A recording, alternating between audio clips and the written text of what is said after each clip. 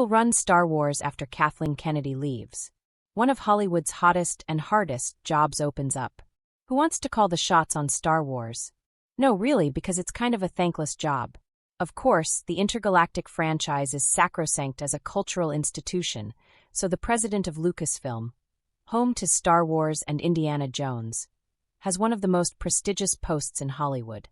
But there's also the reality they'll be trolled on social media, parroted on South Park, and criticized as too woke, too corporate, too slavishly devoted to George Lucas's vision, or too willing to depart from Jedi canon. And whoever gets the gig will be taking over at a low point in one of cinema's biggest and most beloved franchises. Powers that be at the Disney-owned empire haven't managed to get a film off the ground in 6 years, an eternity in today's hyperactive culture. And the movies that have appeared in the decade-plus since Disney acquired Lucasfilm for $4 billion have been an exercise in diminishing returns, both financially and critically. Meanwhile, Disney Plus spin-off television shows such as The Acolyte have been unceremoniously canceled after one season. And yet, within hours of reports that Kathleen Kennedy will step down as president of Lucasfilm at the end of 2025, executives, creative talent and mega-producers were scrambling to get on the radar of Disney CEO Bob Iger and Disney Entertainment co-chairman Alan Bergman. There are only so many of these jobs to be had, after all, and cracking the code on Star Wars could mean wielding a Kevin Feige-like influence in entertainment. But the successful applicant must offer a very particular set of skills. Foremost among them are deep relationships with artists and auteurs. That's critical because under Kennedy, Star Wars has cycled through a wide range of A-list filmmakers.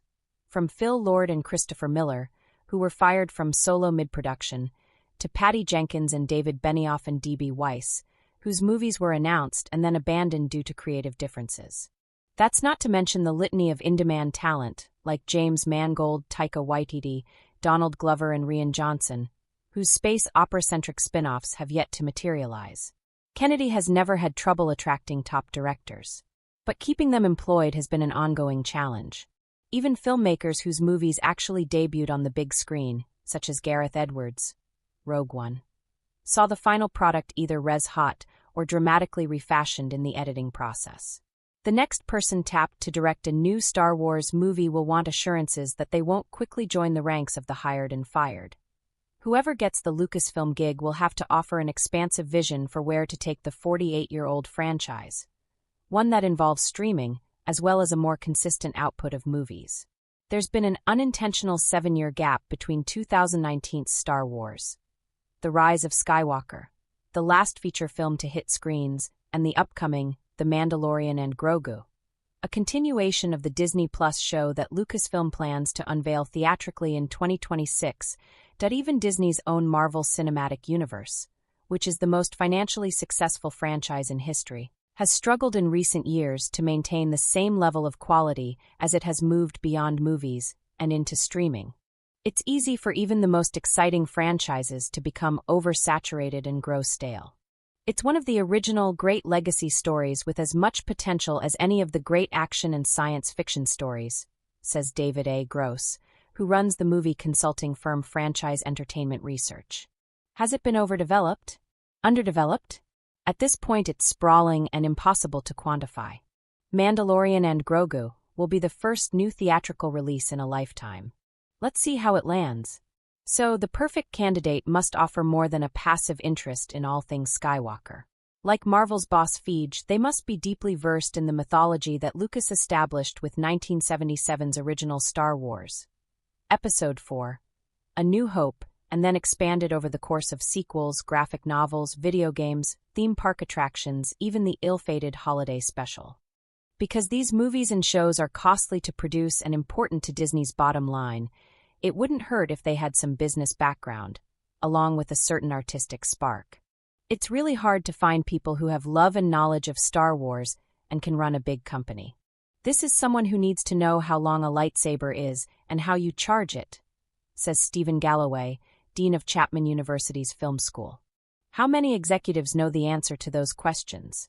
Already, people around the entertainment business are offering up their predictions for who gets drafted to a galaxy far, far away.